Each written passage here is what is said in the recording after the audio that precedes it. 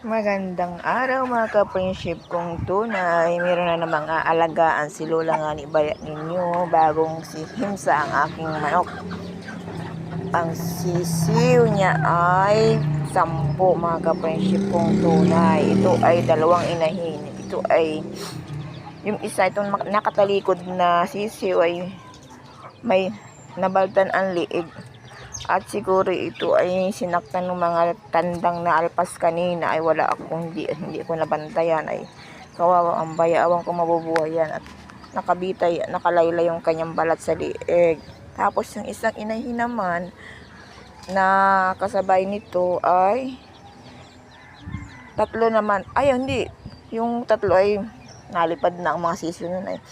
Yung 8 ang sisiw ay maliliit din katulad nito, kaya lang matapang yung inahin kaya hindi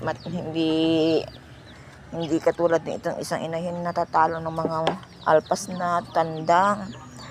Kawawa ang baya, kawawa ang mga sisiw nito, pero may inasyapulan. Ito yung 3 ang anak ko, yan nalipad na yan mga ka-friendship kong tunay. 3 lang talaga ang kanyang sisiw mga ka-friendship kong tunay.